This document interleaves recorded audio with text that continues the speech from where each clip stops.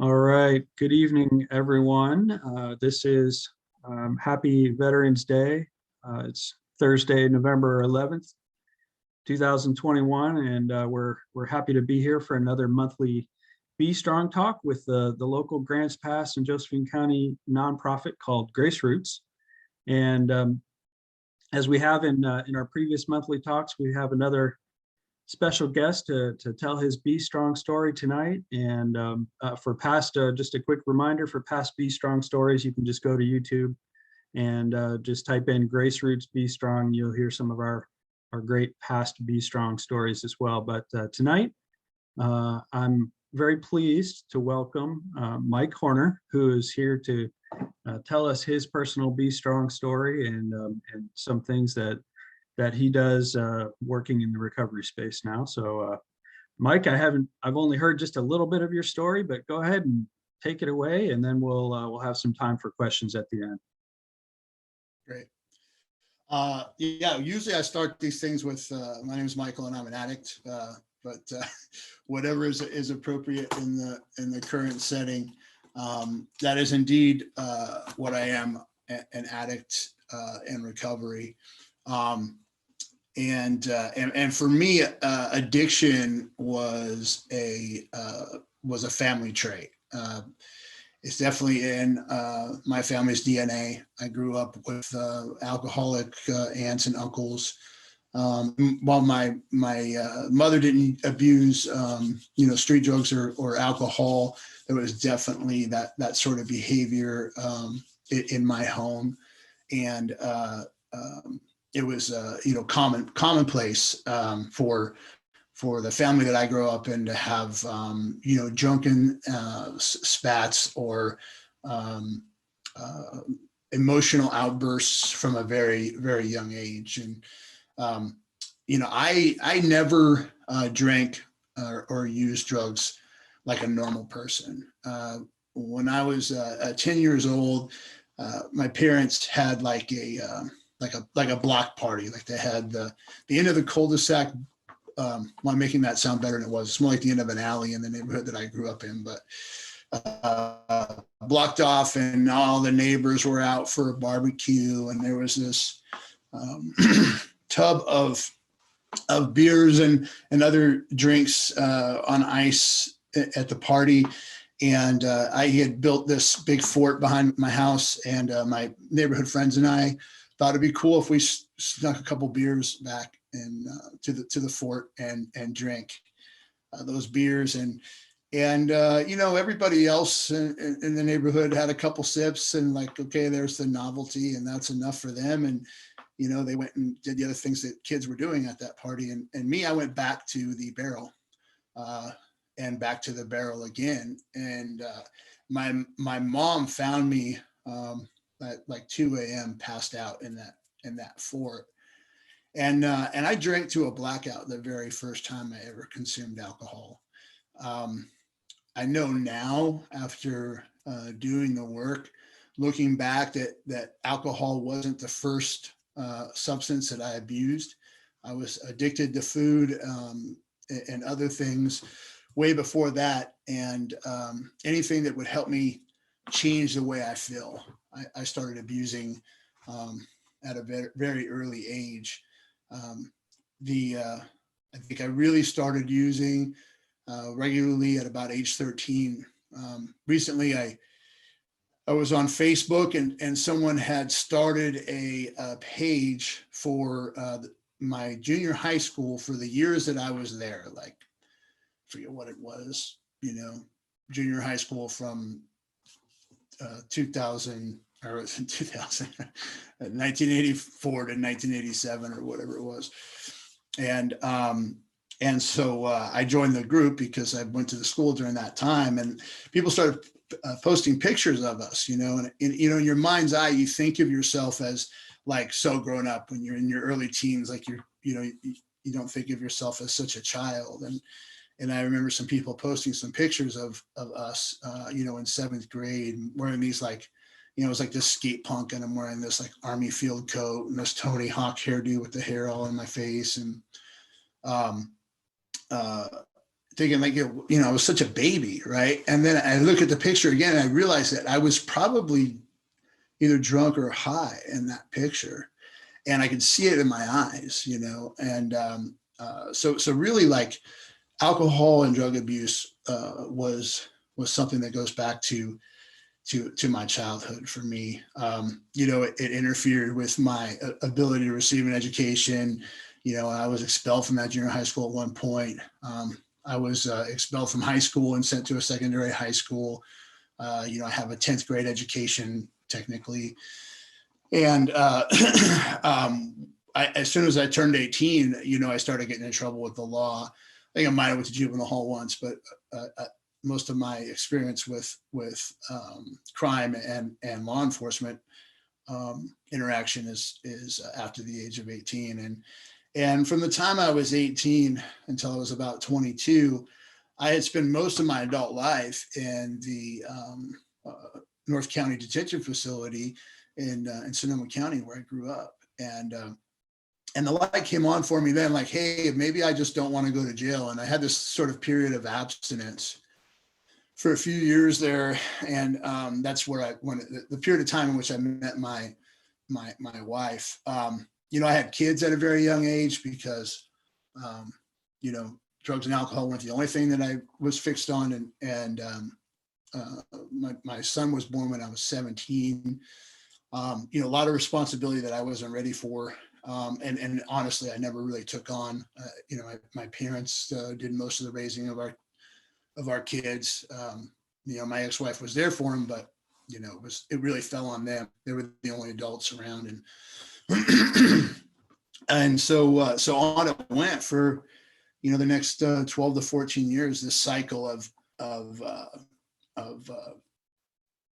drinking, using drugs, and finding ways and means to get more drugs. And often those ways and means looked like crime. And, I'm not sure how I ever avoided going to prison. I never, it's not part of my story. I probably spent, half my adult life in a county jail or on probation. But that was part of it. And I had this sort of cycle that worked for me for a while, where it was like I would get really bad, as far as just being strung out, and I would get in trouble with the law, and I would clean up and get a job and show up to court and make the judge think I'm doing okay, long enough where I could, plead the charge down to something, petty, or beat the charge or whatever. And then I would start using again. And I went through that cycle a few times. And by the time I was 32, that wasn't working for me anymore. I had like 13 different cases that I was wanted for. I had gotten to the point where I was not allowed within 100 yards of my own house. My wife had changed the locks on me. She was done. She didn't want me around the kids anymore. She didn't want me around her anymore. And I was absolutely alone. I didn't have, mom wasn't running to bail me out of jail anymore. People weren't answering the phone, and those doors had closed all the way around me. And I was living in my car and sleeping where I could when I could, and honestly, even the drug dealer would close the blinds when he see me pull up out front. Like, nobody wanted to talk to me anymore. And the little town that I lived in had a crime suppression task force, and they had this sort of list of the usual suspects that they kept tabs on, because they generally knew that if they were keeping tabs on these people, that they would kind of know who did what crimes in the area. And I had made that list at one point. I found out later, after talking to a law enforcement officer, after I had been clean for some time. And I was literally just waiting to die, and I felt as if I wanted to die. I was too much of a coward to, tie a rope or put a gun in my mouth. I was committing suicide on the installment plan. And you know, I was desperate. You know, I had used drugs and alcohol for years to fill the void within me, right? Like this hole in my being, right? Not in my heart, like in my being. And you know, the hole was this big when I started, and I tried to fill that hole with drugs and alcohol. And it seemed like the more I tried to fill it, the larger that hole got. And those last days of using were some of the loneliest days of my life. I couldn't stop even though I wanted to.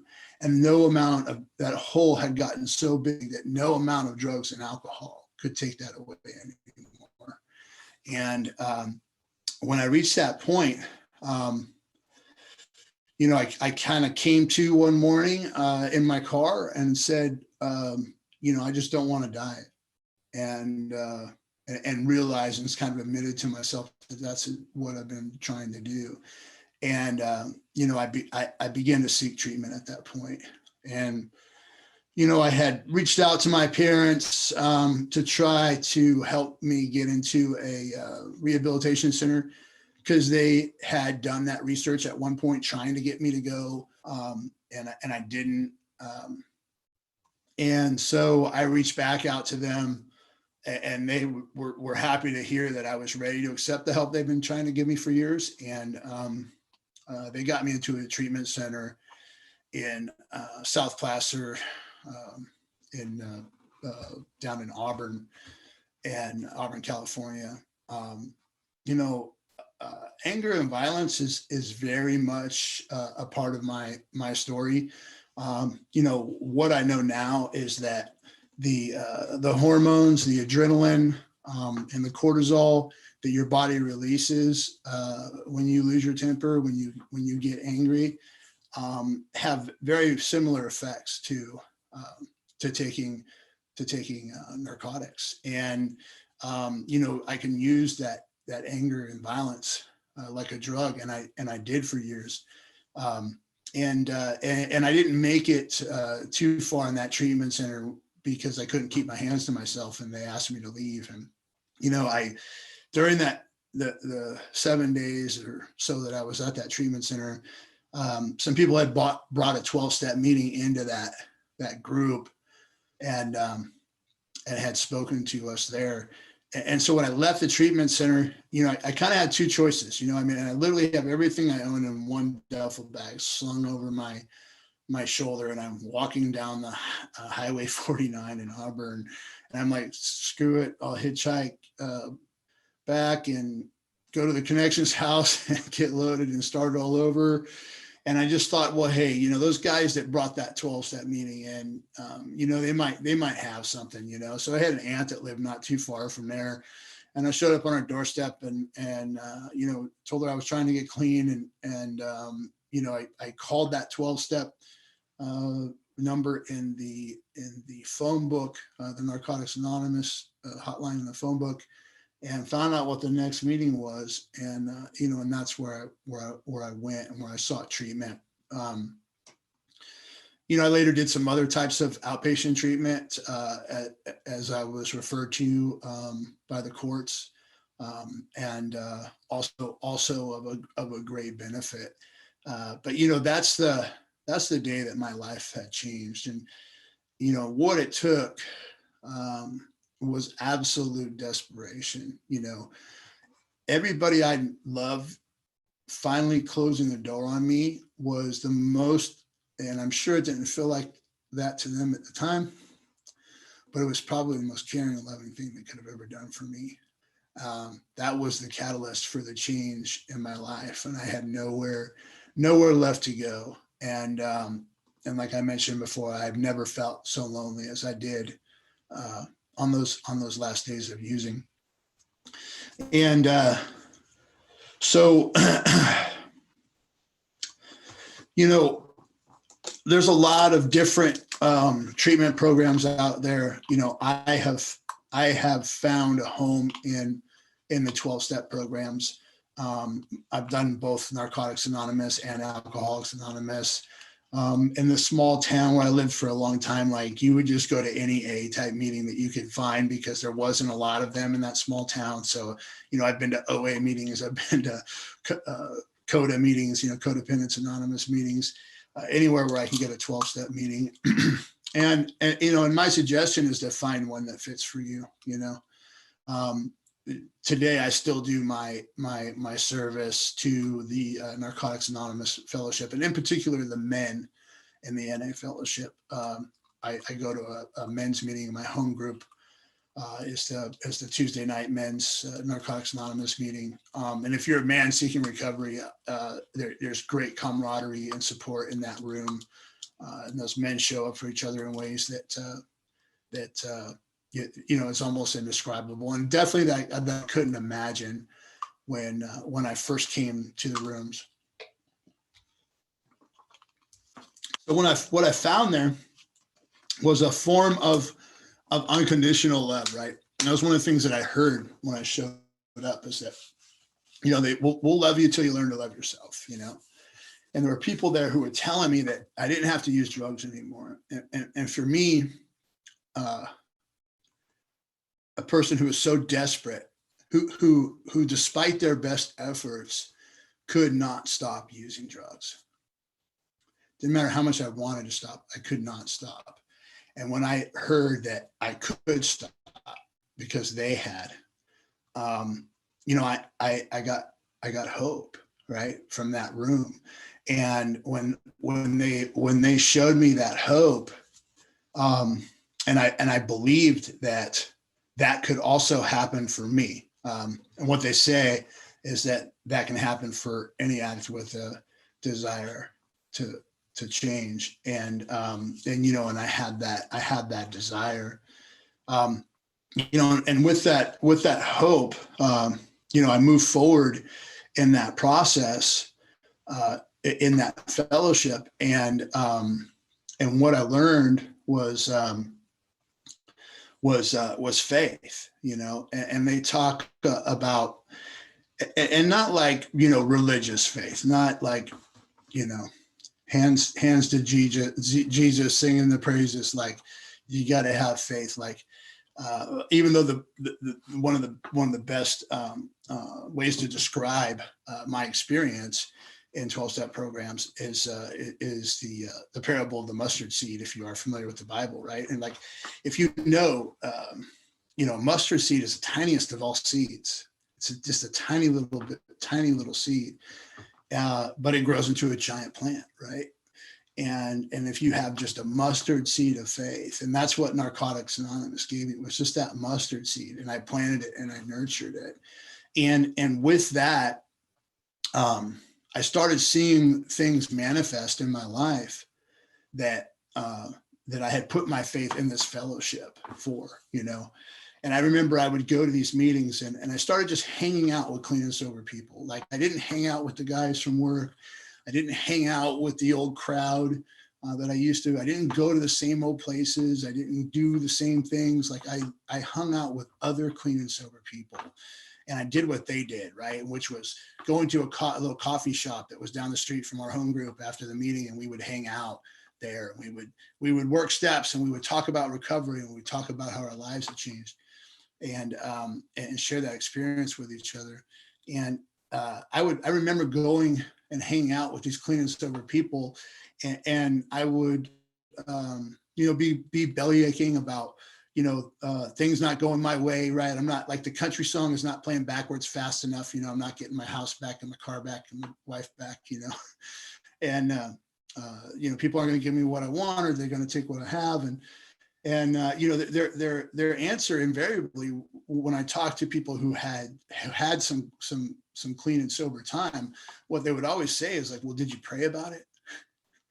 And again, I mean, this is not a religious program. I mean, they're not telling me to go say Hail Marys or go to confession or some sort of,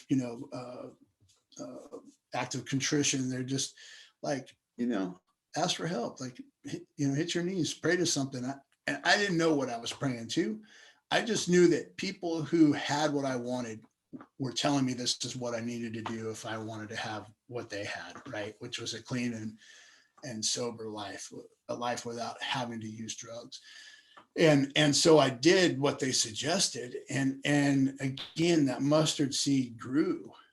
I was able to see how the things that I was praying for were manifesting in my life. And it wasn't the way I asked for it. I didn't say, God, I want a new Mercedes, and then one appeared in the driveway. God, I need some reliable transportation so that I can get back and forth to work. And then somehow a pathway was made evident to me to where I would get a car and my needs were met, right? And in the simplest of ways, but it was so obvious to me that what was happening was the manifestation of my prayer, right? And again, that faith grew. And what they told me is, if you want what we have, you have to do what we do.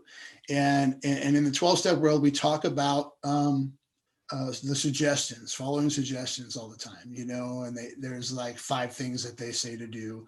One of them is to show up to meetings on a regular basis. Another one is to read their literature, to get a sponsor, work steps, and to be of service to the fellowship. And so I started following those suggestions, and what happened was 2 things. One of them was an awakening of the spirit. And again, it's not a religious program, right? So it wasn't like I was called to the church, to sing the praises, or it was just, I was just called to live a more spiritual life than I had lived in the past, and to put my trust in something other than myself, right? Because my best decisions and my best thinking had gotten me to where that I was. And the first 3 steps of the 12-step program, prepare you for that, just that, like, time to live a spiritual life. Give this over to somebody who might be a little more powerful than you're capable of being, especially against something as powerful as drugs and alcohol and the disease of addiction. And the awakening of the spirit, like, still happens. I've been clean since August 22nd of 2004, that's 17 years. And I'm still on this journey, this spiritual journey. It's still evolving. I still seek to live a spiritual life. And for me, that's taken on so many forms. I have been sitting in a Pentecostal church with my hands above my head, singing the praises and speaking in tongues. And, and then I've sat and done Buddhist chants. I've sat on a beach and meditated for 2 hours. I've read about, just about every spiritual practice that you can imagine, Taoism and, Dharma and all these other things. And I've just sought to live a spiritual life. And my understanding, and in the program, we talk about a God of our own understanding. And it's very nondescript for a reason, right? Because it means different things to different people. The God of my understanding has absolutely evolved over the last 17 years, in who I know, who I pray to, and meditate to listen to. Today is way different than when I first got clean. And what the 11th step of a 12-step program talks about is continuing to seek. And that's really what spirituality is about. It's the seeking. It's not in arriving, and I remember hearing that when I first came to 12-step programs. I heard this, like, having had a spiritual awakening, like it says in the 12-step, we try to carry this message. And I'm thinking, like, in my mind, like, I'm watching the clouds come apart and God comes down and anoints your head with oil. And you're like, oh, I've had this awakening, right? Like, and it just doesn't work like that, and I still have moments where the light comes on for me, like, oh, wow, like it was an awakening of my spirit. And when I became open-minded to living that spiritual life, I set out on a path of self-exploration. And that's really kind of like what the steps 4 through 8 are about, and understanding, myself, like, who am I really, what are my morals, right? And what I learned is that I had spent so many years trying to please everybody around me, that I was whatever everybody else needed me to be. Like I didn't know who I was and what I needed. And it's not, it's not about I, right? Like being self-centered and self-obsessed is absolutely at the core of my disease. But it's about being aware of all that so that I don't suffer from the disease of self, right? And understanding what is right and wrong for me, where my moral compass points, what are the things that are important to me, and then understanding my own shortcomings and my own character defects. Like, what are the behaviors outside of using drugs and alcohol, now that I've removed those mind and mood altering substances, what are the behaviors that cause me to continue to react in a certain way? And that's where I got into like the anger. And I talked a little bit earlier about the anger and violence being, a big part of my story. And, I love to fight. I love a good old fashioned bar brawl. I mean, I was, most of the time that I went to jail, it was around something stupid I did, in a circumstance like that. And what I learned working these steps and going through this process was that, the anger was a cover for every other emotion that I had, and every other feeling that I had, whether it was sadness, fear, mostly fear, manifested itself in anger. And, the freedom for that has been, incredible. My sponsor had taught me at one point, like, anger is fear in a party dress. The next time you get angry, just ask yourself, what is it you're afraid of? And a funny thing, like the minute you ask yourself that question, okay, what am I afraid of? Just totally takes the power out of it, and whether that's anger for you or anxiety or whatever the case might be, what am I anxious about? What am I afraid of right now? And then, then you intellectualize it.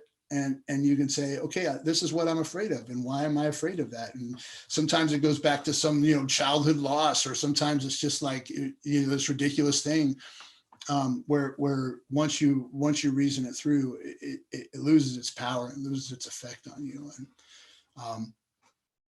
I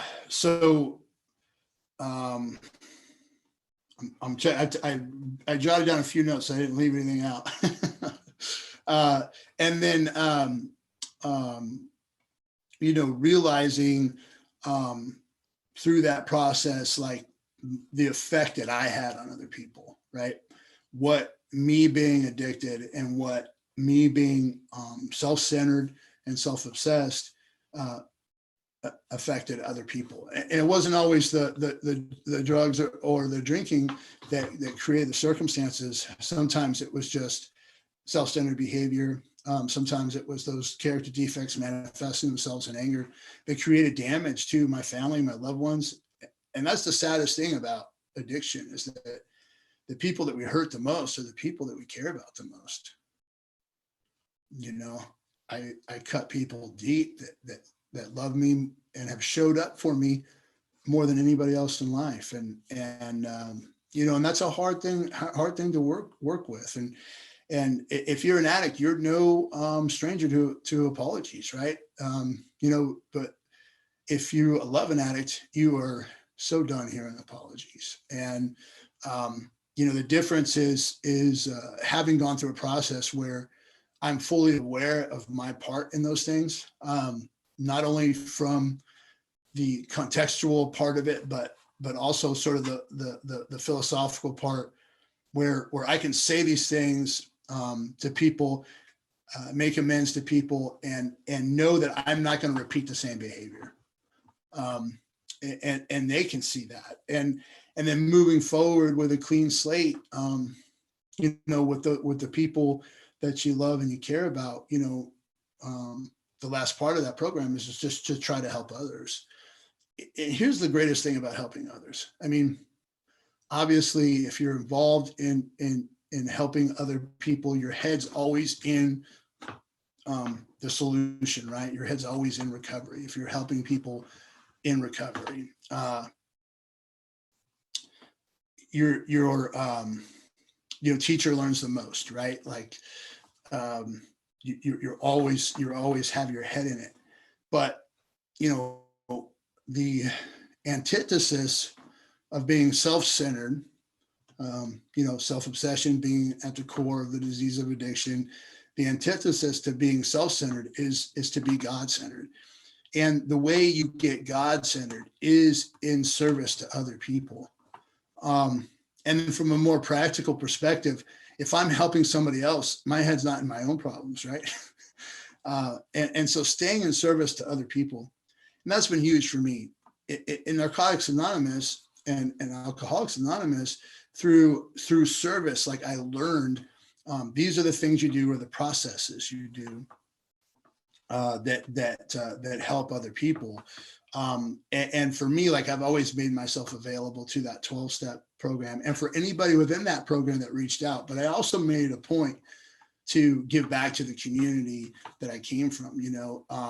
And I mentioned interfacing with some of the law enforcement guys who used to put me in handcuffs. You know, at one point I got elected as the president of the Chamber of Commerce in the same little town that I had done all of my using in. You know, I organized city cleanup efforts. I was on the advisory committee for environmental committee for cleaning up the lake. And I'd become this sort of like pillar of the community that I used to take so much from. And some of the same law enforcement who were involved in some of those community organizations that I was around all the time and doing that, Rotary and Lions and everybody else, were like, yeah, I remember you. You know, you were on the crime suppression task force, our hot list. I remember you. You were sitting in a holding cell one time when I told you that you were better than what you're doing right now. And, you know, to be able to make that kind of amends to that community did like huge things for my self-esteem. And, you know, I've heard it said by people wiser than me, if you want self-esteem, you do esteemable acts. And, you know, I've done my share of unestimable acts in my life, and that resulted in having less than low self-esteem, you know, no self-esteem. And anything that to me is truly esteemable is anything that I do for somebody else. And that's where self-esteem comes from, is in service to others, right? And so because the 12-step asked me to apply these principles in all of my affairs, you know, now that I'm in service to my fellowship and my community, and to anybody who asks, right? Whether it's carrying a grocery bag for an old lady, holding a door open, giving somebody a ride, whatever.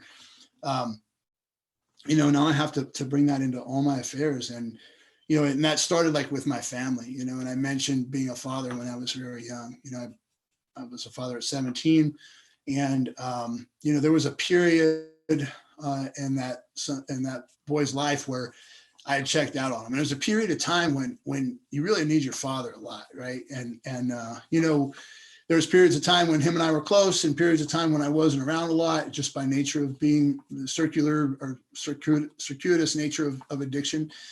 But towards the end there was you know, about a 5-6 year period where I don't think I saw him more than 2 or 3 times. And you know, we spent a lot of time with a stepfather who didn't like him very much, and that didn't do a whole lot for his self-esteem. And you know, I was a couple years clean, and he was 19 and just dropped out of college. And you know, I reached out to him. I mean, I had been talking to him and seeing him at family events, and I said, you know what, you know, I want you to come work with me. And he did. And, you know, from that point forward, like, you know, him and I have forged just an incredible relationship. And, you know, he's my best friend. We talk to each other 5-6 times a day about whatever. You know, I'm the person that he comes to, like I'm his person that he looks up to. I'm the patriarch of my family, which just blows my mind, right? Because I was never that, right? I was the guy who blew up the kids' birthday parties, and, you know, or got called to get bailed out of jail. I'm not the patriarch, right? And somehow I've become, you know, this patriarch. And you know, my son now is my business partner, my best friend. I moved here from Northern California 6 years ago. All of my kids have came and bought houses here to be close to us. I have my grandkids, 2 or 3 days a week. Like I have this incredible life that's full of love and joy and the respect of my children and my parents and my family who watched me for years do my best to destroy my life. And and as far as practicing these principles in all my affairs, like I talked about that mustard seed of faith, and I put my faith in a process. And I followed those suggestions, and that process yielded results that I could never have imagined, right? Like if you would have asked me what I wanted from recovery when I first got clean, I couldn't have even wrote you the story that is my life today. I couldn't have imagined it. And so for me, that was evidence that if I followed a process that I would yield results, right? And I just had to have faith. And I was always Mr. Instant Gratification. I never had faith in anything. I didn't believe anything I couldn't see. Even if I could see it, I questioned it. I was obese. I came from an obese family, an overeating family who used food as a drug for generations. And, when I got clean, I was 200 and something pounds, 280 pounds. I had gotten up to like 340 at one point in my life. I think I was 325 pounds when I was 18 months clean and sober. And I looked in the mirror, and I've been doing all this work on the inside. And what I saw on the outside wasn't reflective of the way I felt about myself inside. And I made a decision that day to change that. And I couldn't get instant gratification. Weight loss is not instant gratification. Physical fitness is not instant gratification. It's hard work over a period of time. And it was because of what I learned getting sober that I was able to apply those principles to everything, to my relationship with food. I lost 125 pounds in just over a year. And, then I started bodybuilding because I had all this like loose, ugly skin. I wanted to fill up, and here I am, 15 years later. I'm still an athlete. I'm very fit. Up until a couple of years ago, I was doing physique competitions, and that fitness has become a way of life. The other thing that faith has helped me with and practicing these principles in all my affairs, and I'm not saying that if you quit using drugs and change your life, you're going to get rich and beautiful and your hair is going to grow back and girls are going to love you and all these things. I'm just sharing my experience with you. But, I've applied those same principles to my professional life, also with great success, and it's the same thing. Like I showed up willing to say, I don't know. I'm going to listen to people who do know. I'm going to have faith in the process that they give me. And I'm going to put one foot in front of the other and do the next right thing. And what that has yielded me is like an end of generational poverty for my family. My family is, I come from poverty, and my children and grandchildren won't know it.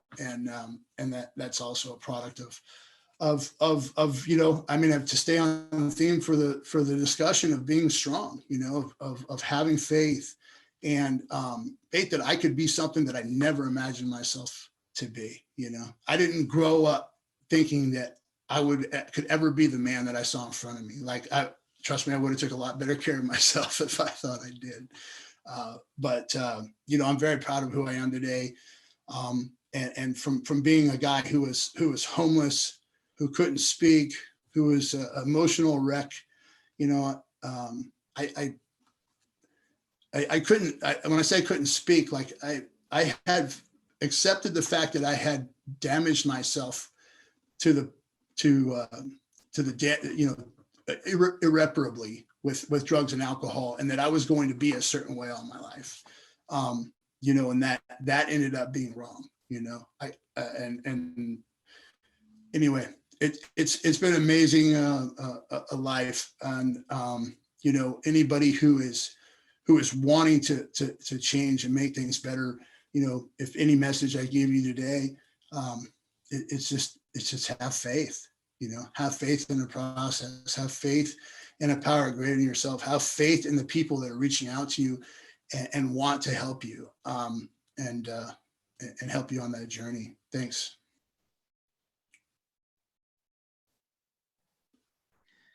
Well, thanks again, Mike. What a great story you have, and what a great job you did telling it. So thank you for being our guest this month to tell your personal Be Strong story. What a great story it is. So if I had to sum up your Be Strong story, it would be faith the size of a mustard seed can move mountains in your recovery, or move perceived mountains or challenges in your recovery. So I like that. I like the way you put that. So, well, now's the point where we open it up and have some back and forth with those people who are live with us this evening. So there's a few of you out there. Go ahead and unmute yourself, and let's have some back and forth with Mike.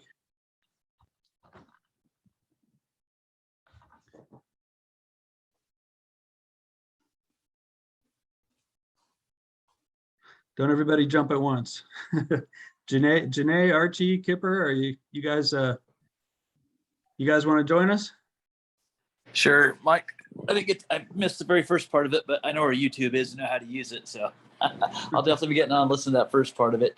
But yeah, it's an honor to be able to know you today and hear part of your story. I've heard some of your story before, but where you came from, what you've done with yourself, the environment you created for your kids, your family, friends around you, it's pretty awesome.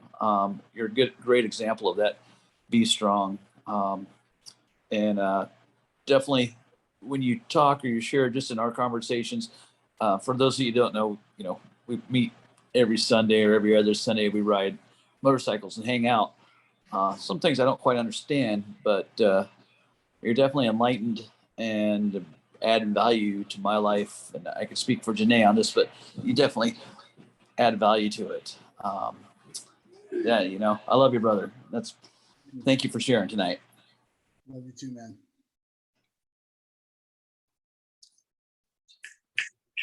Hi. So I came in late too. Sorry. I was at a singing bowl meditation thing and it was awesome, but I got out of there kind of late. But thank you very much for sharing your story. You touched on some really good stuff tonight. You touched on anger and how that's fear in a little dress suit or something. I like that. That was good. Anyways, that was really cool. And I can't wait to actually watch the YouTube video. So thank you for being of service and doing what you do best. So I love you. Thanks, man. Love you too.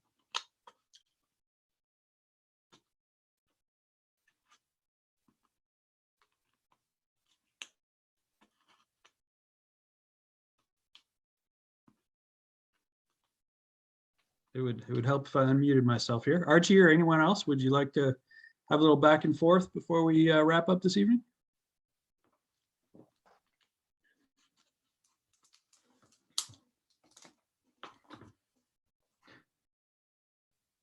All right. Well, I guess we'll wrap it up.